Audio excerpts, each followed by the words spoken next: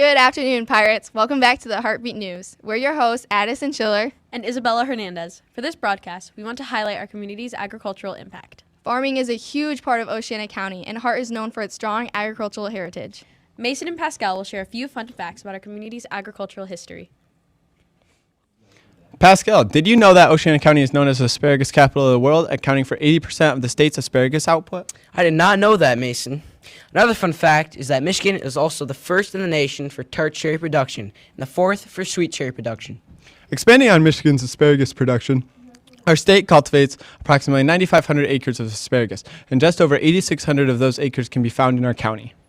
Wow.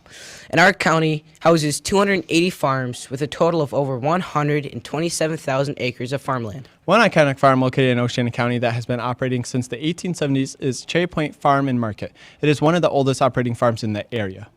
Penwater's historic River House Farm, established around the same time period by Charles Mears, also holds historical significance as one of the earliest major fruit farming operations in Oceana County. These two locations are just a few of the many farms in our county that add to the area's agriculture. Other county farms include Tubbs Farms, Redneck Orchard Market, and Riley Orchards. We were able to visit Riley Orchards earlier this month to get a better understanding of how things work during this time of their season. So we're in an asparagus field right now. It's just starting to sprout up. Let me find a piece. We've got pieces about this big right now, but they'll start to grow a lot bigger here in the next couple weeks. We'll harvest this field about 30 to 40 times over the course of the season. And on the really hot days, we'll harvest it more than once in a day. So this is our newly planted block that we planted a couple weeks ago. These are, I'm going to say 3/4 inch trees.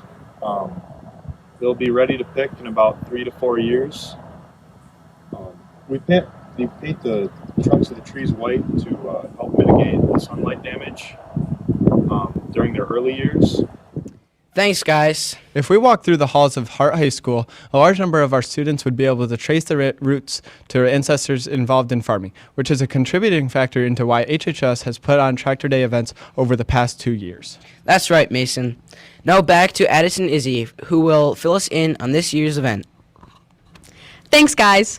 This year, HHS held their second annual Tractor Day event on Thursday, April 24th. The purpose of this event is to have a day set aside to recognize the large impact that agriculture has on our community and culture.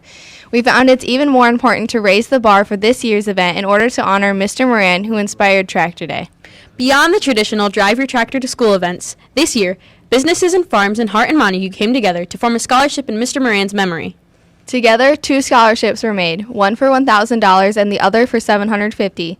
Seniors who have experience working in agriculture, whether through farming or participating in 4-H, were able to apply for the funds. Both recipients this year are not only students who have a strong tie to agriculture, but also students who plan to further their education in fields that will allow them to contribute to agricultural areas in the future.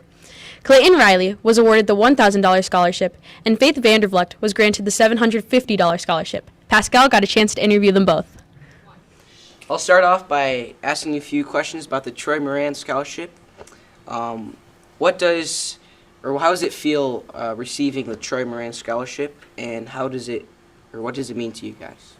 Well, it was very exciting for me because I wasn't expecting to get it, and what it means to me is that I get to be a big part of this community. You know, Oceana County is really based off agriculture. So. Yep. Yeah, so I'm really excited to be able to be one of the forerunners to really uphold Mr. Moran's legacy as we move forward with obviously something tragic that happened, but being able to make something good out of it. Yeah. And because this is, the first year of this scholarship, Troy Moran, what did Troy Moran mean to you guys? He was a leader. He was a really nice man with a big faith. Mm-hmm. Yeah, you could always expect something positive from him when you were walking down the hallway. You could always, no matter if you were having the best day you've ever had or one of the worst days, you could always know that you could get some positive upliftment from him. All right, and the last question, what are your guys' plans regarding agriculture for your future? So I'm looking to go up to Michigan Technological University to study mechanical engineering, and I'm still exploring my options on what my future career might look like, but hopefully something within the agricultural field, like fixing tractors or combines, stuff like that. So. I'm hoping to get my degree in electrical engineering and bring back my skills in automation to bring robotics and automation back to my home farm.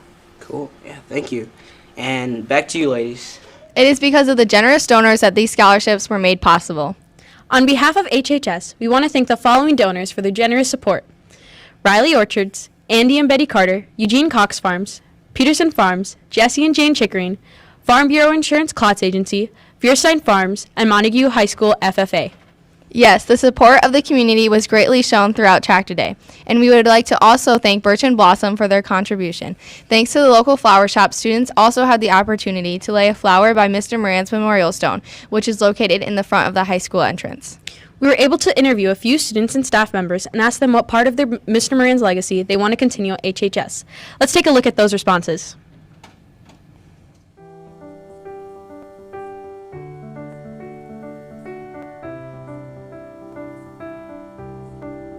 And do you want to continue here at HHS? Just his love for life every day.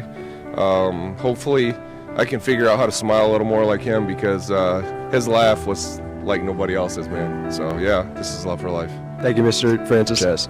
I hope that we continue his legacy of being kind to everyone. Thank you, Julia. I think a big thing to continue is just the way that he cared for people and cared for kids. He was super supportive, an infectious smile and laughter. So just continuing that. Thank you, Ms. Gibbs. I'd like to continue his positivity and showing up every day and with a smile. Thank you, Keegan.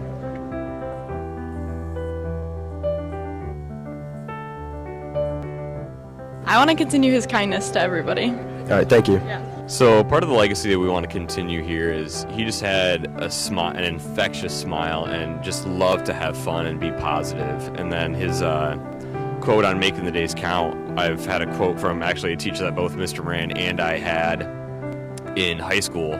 Not at the same time. He was slightly older, but it was every moment matters that has really kind of stuck with us. So I think he kind of got it from there. But yeah, that infectious smile, positivity, and making those moments count.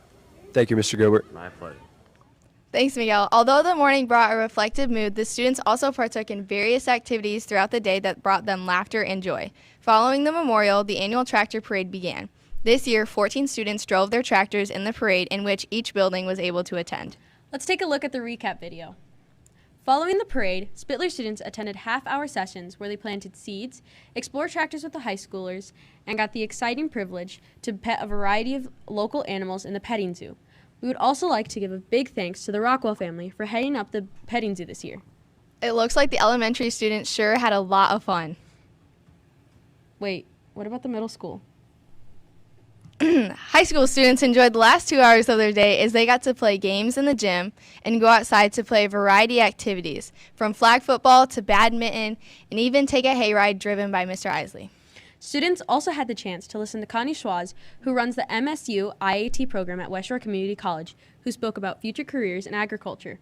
Students also visited information tables run by current 4-H members, who talked about their experience in 4-H and the role it has played in their lives. Throughout the day, both leadership and media students helped lead activities for Spittler students, ran concessions, and organized activity stations in the gymnasium and out on the football field for older students.